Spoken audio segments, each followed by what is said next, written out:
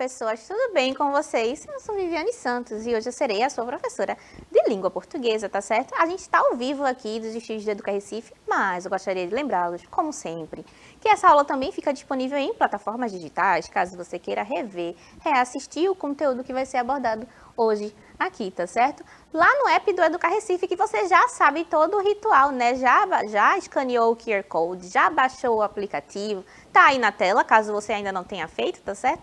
Tanto para celulares Android quanto para celulares iOS, tá certo? Por que, Viviane? Porque lá você tem acesso ao nosso chat. Então, além de assistir às aulas, reassistir, você pode também se comunicar com a gente aqui ao vivo. Quem faz o nosso chat da aula de hoje é a professora Adriana Maria, também de língua portuguesa. Vamos dar um oi para ela? Olá, tudo bem com vocês? Estamos aqui, ligadinhos, conectados no chat, aguardando vocês, ok? Fofinha, né não, gente? Quem não ia querer falar com a professora Adriana? Então, mande a sua dúvida, o seu comentário, a sua opinião sobre a aula, que ela vai ler e falar aqui pra gente ao vivo, tá certo? Quem faz a tradução simultânea para a língua brasileira de sinais hoje é o nosso querido intérprete Anderson. Seja muito bem-vindo, Anderson. Vamos lá, vamos começar a aula de hoje, né? A gente tá voltando de feriado, vamos ver o que é que a gente pode recuperar de fôlego aí. Primeiro, antes de começar a aula, eu gostaria de lembrar que a gente começou o mês de novembro. E com o mês de novembro, a gente começa a campanha do Novembro Azul, que vai falar, que vai pedir, né, que os homens aí com mais idade, a partir dos seus 40 anos, realizem o exame de próstata, tá certo? Que é importante para prevenção do câncer de próstata, tá certo?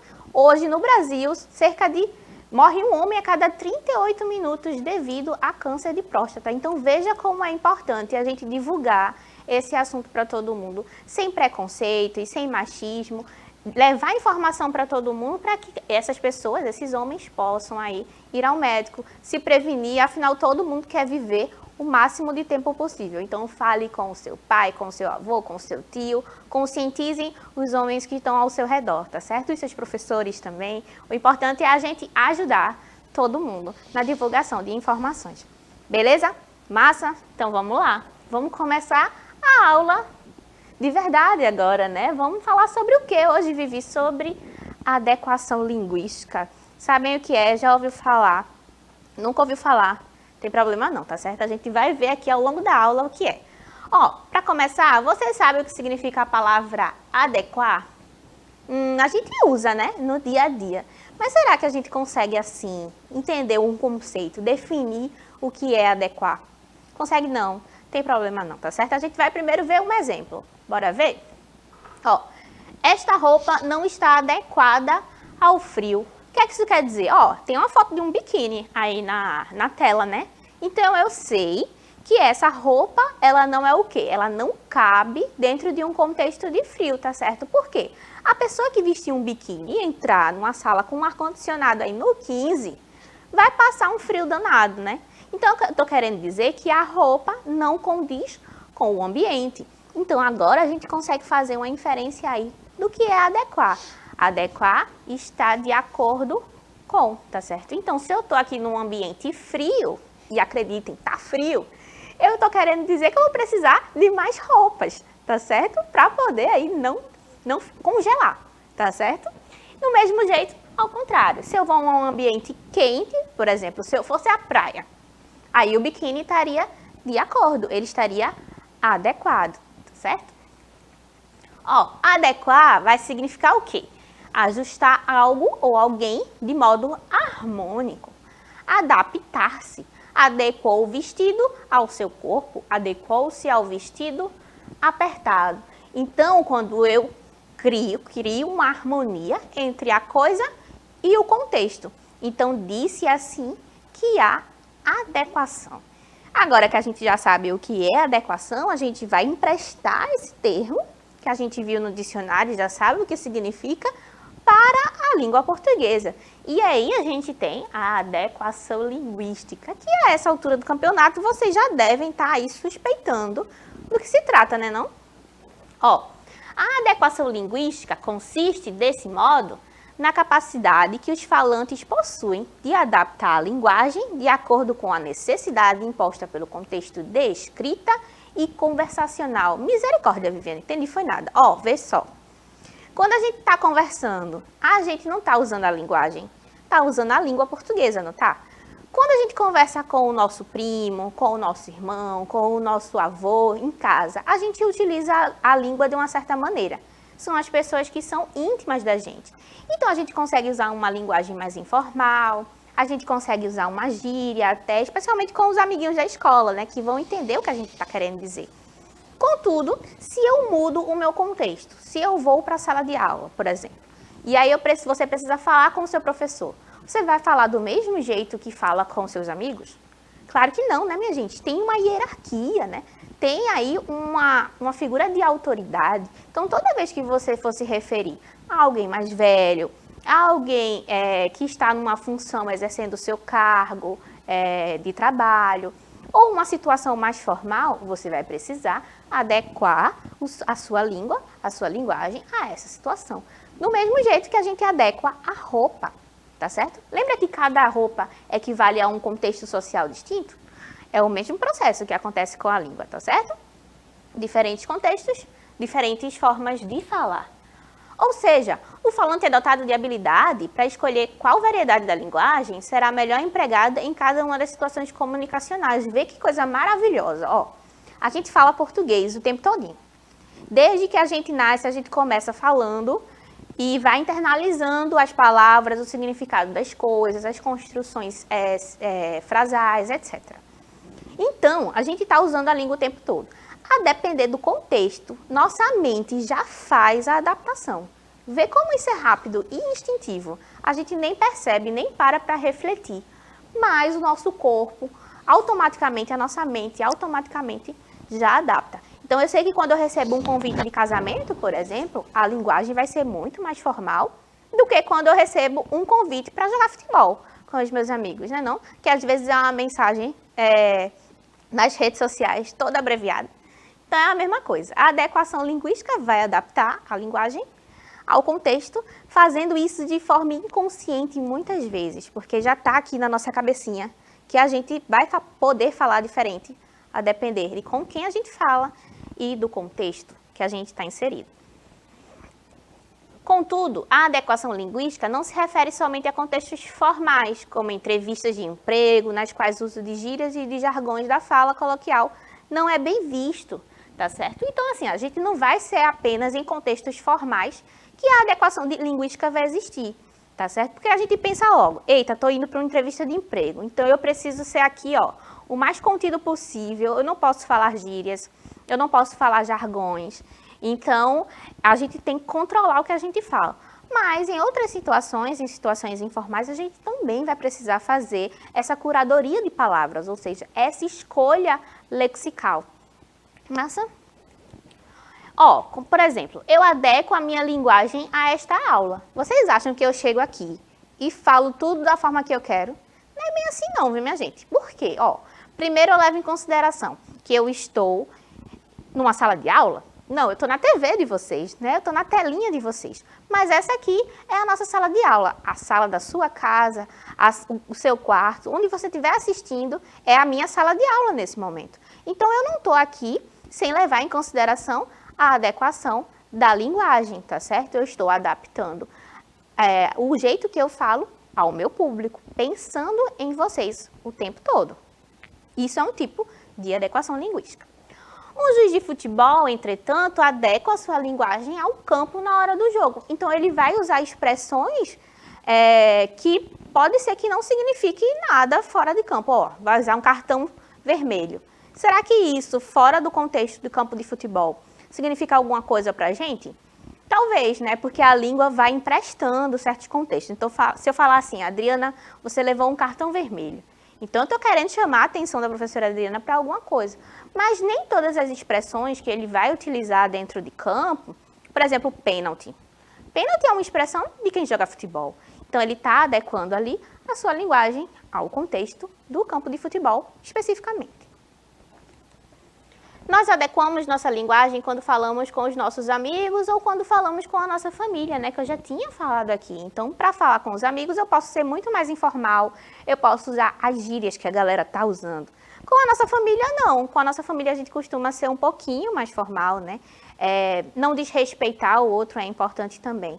Então, a gente escolhe muito mais as palavras para poder não ofender pai e mãe, porque senão, né, leva puxão de orelha e aí ninguém quer.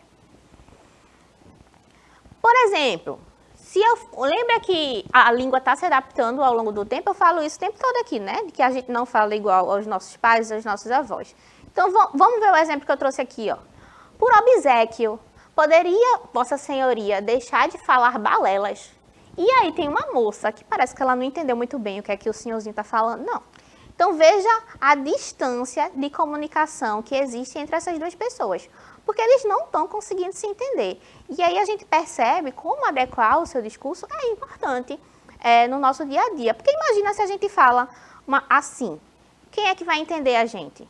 Talvez nem todo mundo possa entender. Então, ela existe, a adequação linguística existe, para que a escolha de palavras seja condizente com o seu ambiente, tá certo?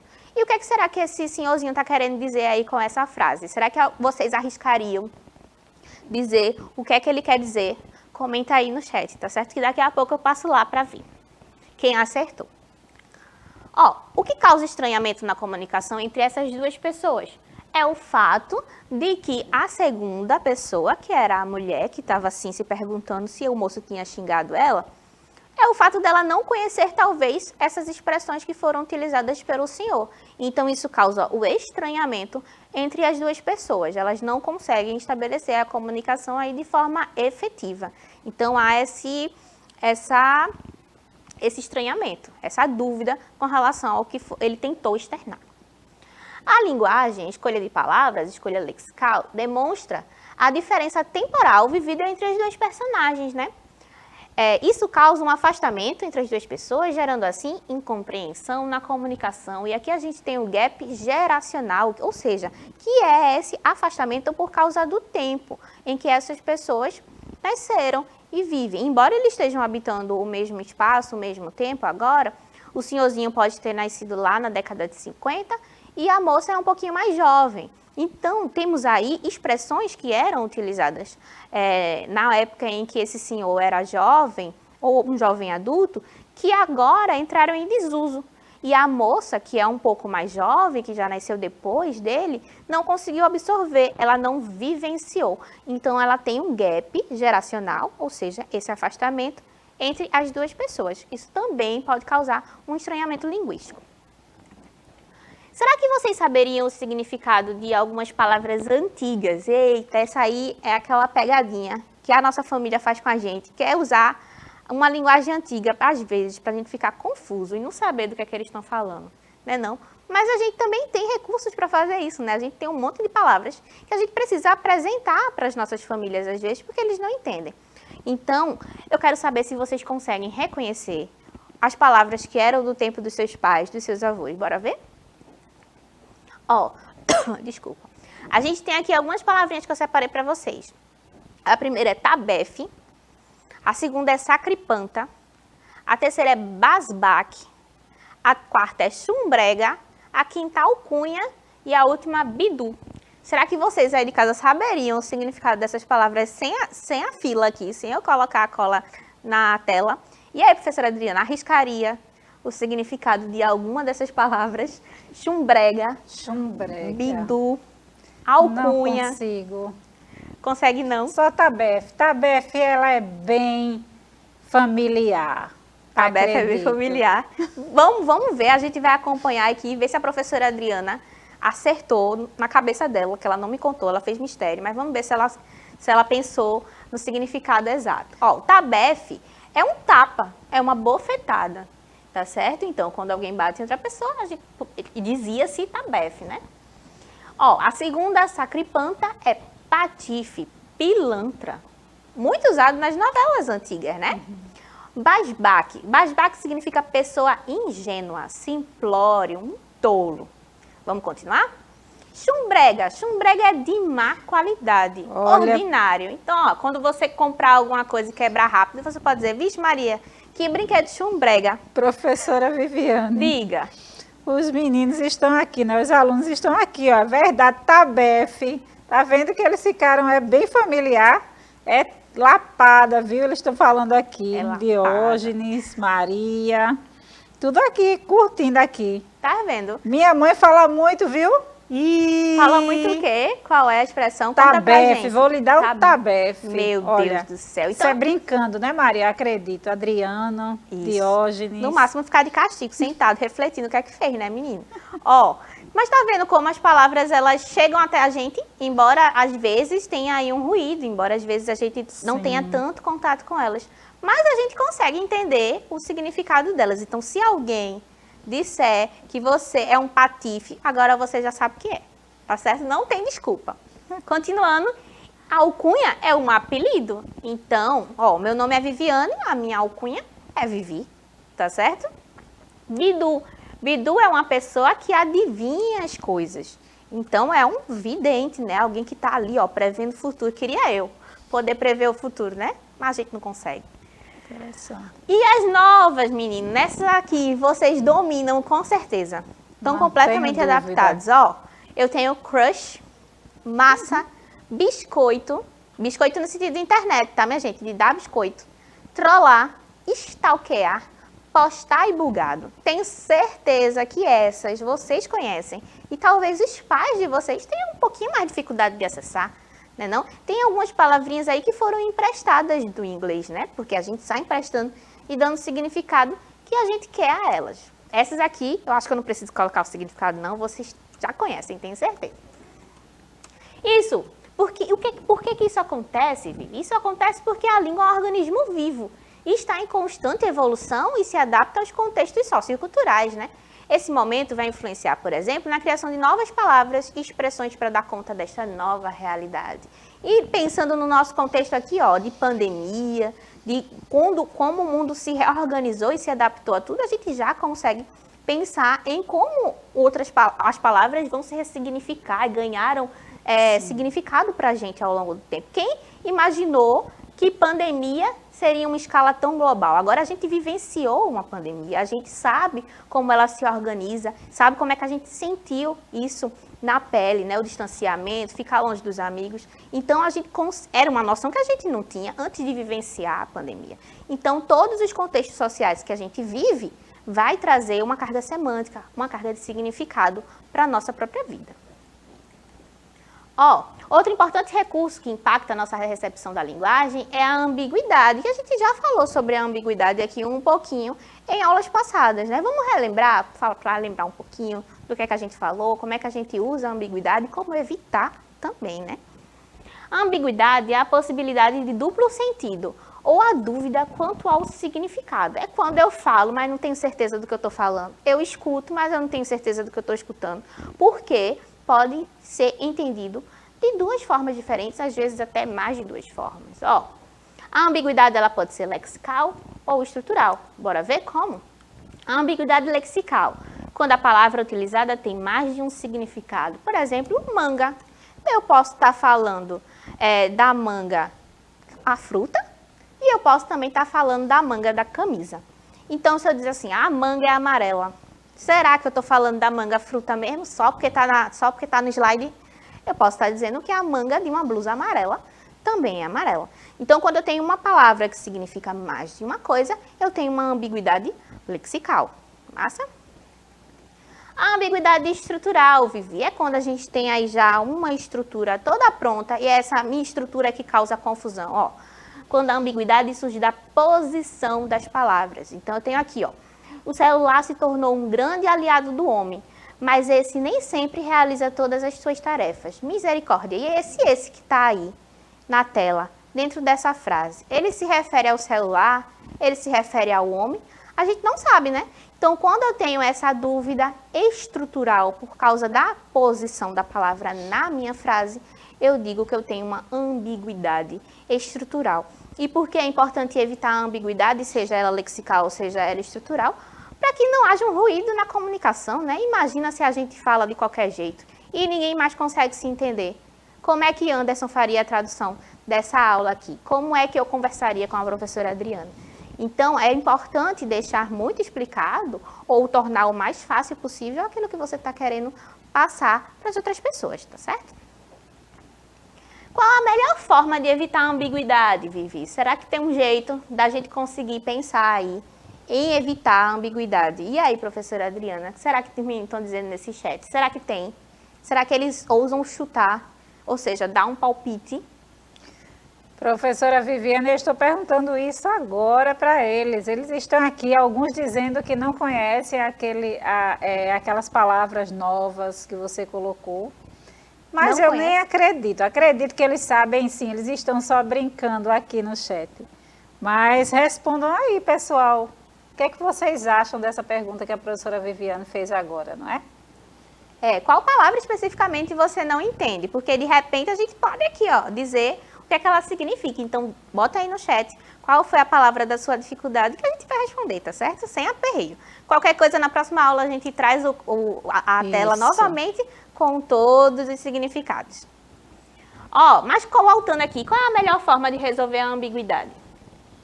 É através da reescrita, né, minha gente? Ó, a reescrita consiste no hábito de escrever novamente uma ideia ou texto que já havia sido escrito. Então, quando eu consigo reorganizar as minhas ideias e as minhas palavras a fim de evitar a ambiguidade, para facilitar a minha comunicação. Lembra daquela palavra que a gente viu no meio da frase, a do moço lá, que não conseguiu se comunicar com a moça porque a moça achou que ele estava xingando ela? Então, vamos voltar para ela para ver se a gente consegue reescrever essa frase? Alguém falou alguma coisa, professora Adriana, sobre como reescrever essa frase? Até o momento não, professora Viviane. Então, vamos ver, minha gente. Vocês ficaram aí tímidos, né, de fazer a reescrita. Ó, lembra da frase? Ó, por obséquio, poderia Vossa Senhoria deixar de falar balelas? Será que todo mundo consegue entender essa frase? Já fizeram as adaptações necessárias? Como é que a gente traduz? A gente modifica essa frase para que ela fique mais contemporânea, mais próxima do que a gente usa nos dias de hoje. Bora ver? Ó, por obséquio, poderia Vossa Senhoria deixar de falar balelas? Como é que a gente fala isso? Por favor, você poderia parar de falar bobagens? Então, é uma forma mais contemporânea de dizer a mesma coisa. Será que se o senhorzinho da frase anterior, do slide anterior, tivesse usado essa nova versão, tivesse adequado o seu discurso, a sua linguagem, ao público que estava conversando com ele, será que ele teria tanta dificuldade em se comunicar com a moça? Será que ela não teria entendido se ele tivesse falado dessa forma? Porque agora a gente já consegue entender o que é que ele está querendo dizer. Ó, por obséquio é equivalente a por favor, balelas é equivalente a bobagem. O resto da frase, Vossa Senhoria é equivalente a você, né? Vossa Senhoria é um termo antigo, arcaico, que foi se adaptando. Vossa Senhoria, vós mercê, mercê e você, até chegar na forma abreviada que a gente utiliza hoje, né? O VC ou o C com o acento circunflexo. Então, a gente percebe que a língua vai mudando ao longo do tempo e as expressões que eram utilizadas como gíria, como jargões, também se ressignificam ou entram em desuso.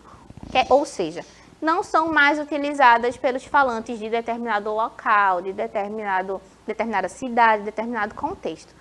Umas palavras somem, outras palavras emergem, ganhando novo significado. Especialmente aquelas palavras que a gente empresta, né? Traz do inglês, vocês tiveram aula de inglês hoje, traz de outros idiomas, tá certo? Ó, a nossa aula tá quase no finzinho. Então, eu trouxe aqui uma reflexão de um escritor que eu acho arretado de bom, que é William Shakespeare, que é lá do outro lado do mundo, lá da Inglaterra, que ele vai dizer o seguinte, ó: seja como for o que penses, creio que é melhor dizê-lo com boas palavras. Ou seja, o que é que a gente pode inferir aí dessa fala do William Shakespeare? Será que é incompreensível? Vamos pensar um pouquinho. Seja como for o que penses, creio que é melhor dizê-lo com boas palavras. Ou seja, escolha sabiamente as palavras e a forma como você vai dizer. Mesmo que a situação esteja complicada, você esteja sentindo alguma raiva, sentindo algum remorso, alguma situação incômoda.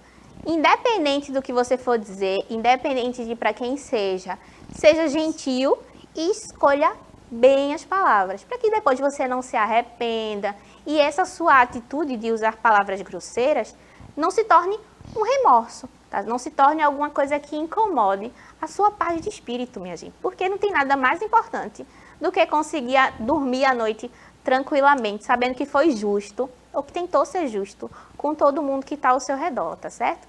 Então, tá vendo que Shakespeare tem muita coisa para ensinar pra gente? Não é massa quando a gente consegue aí entender vários escritores de vários contextos diferentes que não o nosso. Se bem que é importante conhecer os nossos também, né? Ó, agora é a vez de vocês. A gente fez um arrudeio danado. A gente já falou sobre um monte de coisa. Então, tá na hora de vocês produzirem, né? Lembra que a gente viu sobre ambiguidade? E eu trouxe uma frase aqui que eu vou deixar vocês refletindo sobre ela. Ó, tentem identificar a ambiguidade da frase. Ana encontrou o gerente da loja com seu irmão. Então, essa aí vai ficar como tarefinha de casa para vocês comentarem lá no chat do YouTube. E aí eu vou trazer essas respostas na próxima aula. Tá certo? Vamos falar com a professora Adriana, ver como é que foi um apanhado geral do chat? Olha, professora Viviane, o chat está bombando, não é? Sua aula, eu coloquei aqui aula maravilhosa e Maria colocou aula top. Então, assim, eu concordo, Maria, com você, né? Essa professora arrasa e consegue trazer o conteúdo para a gente com uma leveza muito grande, não é isso? Então, espero que vocês estejam aí aproveitando e utilizem essa aula todas as vezes que for necessário, pessoal. Então, a aula fica aí no YouTube, então não desperdiça tempo. Vai revisando este conteúdo, que está muito legal esta aula. E o que é isso? O que são elogios? Biscoitos. Biscoitos é o que é o elogio que a gente faz para todo mundo de forma gratuita, tá certo? Minha gente, a nossa aula tá chegando ao fim. Caso você queira rever esse conteúdo, como a professora Adriana falou, você pode reassistir no app do Educa Recife e também no nosso canal lá no YouTube. Essa semana a gente continua falando sobre adequação linguística. Qualquer dúvida, manda lá no canal que eu vou responder, tá certo? Foi um prazer e uma alegria, como sempre. Eu me despeço por aqui. Um cheiro e até breve. Obrigada, Anderson.